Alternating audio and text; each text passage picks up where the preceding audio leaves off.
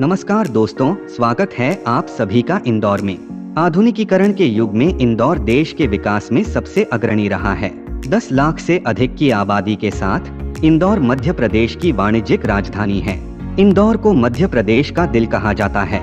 इंदौर को वर्षों से राज्य में व्यापार और औद्योगिक प्रथाओं के केंद्र के रूप में खुद को स्थापित किया गया है, लेकिन इस शहर का आकर्षण इसकी समृद्ध सांस्कृतिक विरासत है जो सदियों से संरक्षित है। मुंबई की हाइब्रिड संस्कृति और वास्तुशिल्प वैभव के साथ अपनी अस्वाभाविक समानता के कारण इसे मिनी मुंबई के रूप में भी जाना जाता है। यह मध्य प्रदेश के सभी शहरों में सबसे बड़ा है और मध्य भारत का एक प्रमुख औद्योगिक केंद्र है।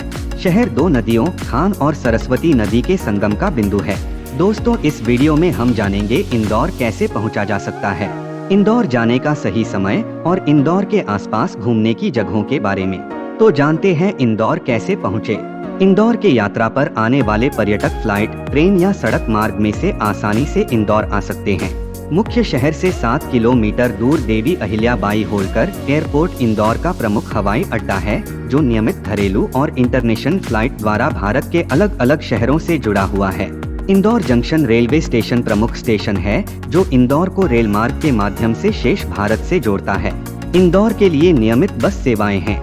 कई प्रमुख शहरों से इंदौर के लिए स्लीपर और चार्टर्ड बसें चलती हैं। शहर के भीतर यात्रा बसों और ऑटो रिक्शा द्वारा आसानी से की जा सकती है। दोस्तों, आइए हम आपको इंदौर के कुछ प्रसिद्ध फूड की जानकारी देते हैं। इंदौर इंदौरी पोहा और इमरती के लिए प्रसिद्ध है। यहाँ पर जगह जगह आपको पानीपुरी, इडली, डोसा, चाट, कचौरी, समोसा और कई मिठाइयाँ भी हैं। लोकप्रिय पारंपरिक पेय पदार्थों में जलजीरा और लस्सी शामिल हैं। दोस्तों, जानते हैं इंदौर में कौन से वो बेस्ट जगह हैं जहां आपको घूमना चाहिए। शुरुआत करते हैं मोहाड़ी वाटरफॉल से। ऊंचाई से गिरता पानी का लुभावना नजारा हमेशा रोमांचकारी होता है और मोहाड़ी जलप्रपात सही जगह है जहां आप अपने परिवार को पिकनिक मनाने के लिए ले जाते हैं। झरना इंदौर से 30 किलोमीटर की दूरी पर स्थित है। यह एक रमणीय पिकनिक स्थल है।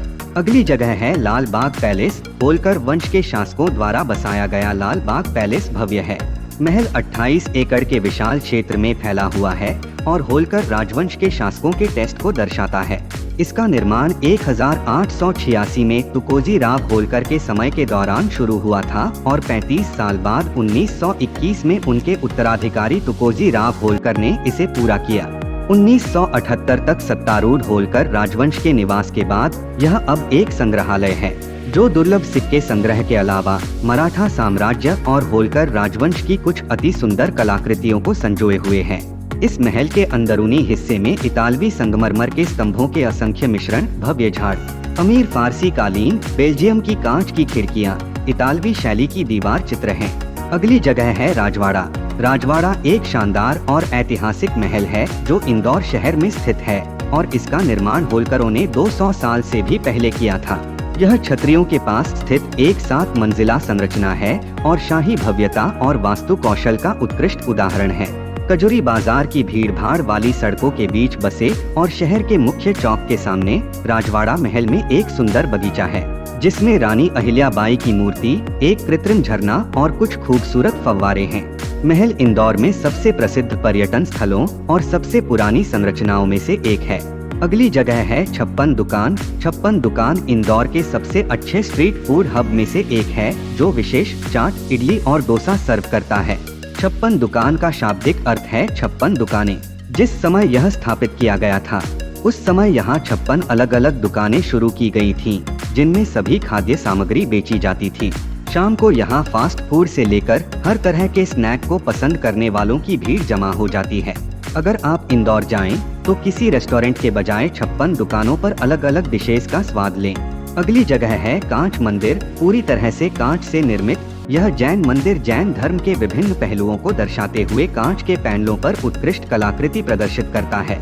मंदिर कांच पर जटिल विवर्ण कलाकारों की प्रतिभा और समर्पण को दर्शाता है। अगली जगह है बड़ा गणपति।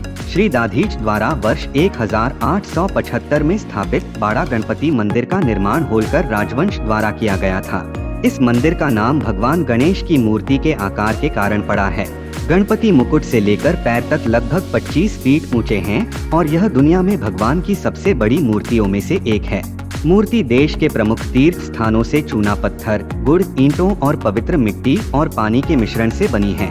इंदौर शहर में एक लेन के अंत में स्थित बड़ा गणपति एक मामूली दिखने वाला मंदिर है, लेकिन यह भगवान की प्रतिमा की विशालता के आधार पर महत्व रखता है।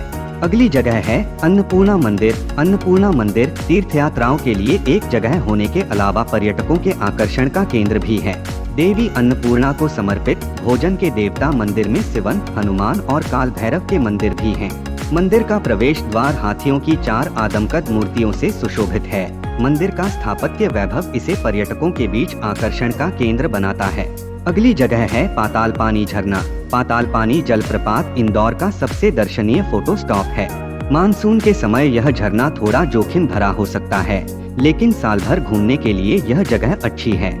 हल्की बारिश के मौसम में भी आप इस जगह का आनंद ले सकते हैं। अगली जगह है नेहरू पार्क। चिड़ियाघर के नाम से मशहूर कमला नेहरू पार्क इंदौर के बाहरी इलाके में एक प्राणी उद्यान है, जो विदेशी मांसाहारी और रंगीन एविफुना का घर है। आप यहाँ बग्गी सवारी, टट्टू की सवारी, हाथी और ऊंट की सवारी का भी लुत्फ ले सकते हैं। दोस्तों, अब जानते हैं इंदौर की यात्रा करने का सबसे अच्छा समय कौन सा है। इंदौर जाने के लिए अक्टूबर से मार्च सबसे अच्छे महीने हैं। जुलाई से सितंबर भी यात्रा का एक अच्छा समय होता है, क्योंकि बारिश के कारण तापमान ठंडा हो जाता है। लेकिन बारिश आपके दर्शनीय स्थलों और यात्रा की योजना में बाधा डाल सकती है। दोस्तों, ये जानकारी आपको कैसी लगी मुझे कमेंट बॉक्स में जरूर बताएं। मिलते हैं फिर एक नए वीडियो में, एक नए टॉपिक के साथ, एक नए प्लेस के साथ। तब तक के लिए शुक्रिया।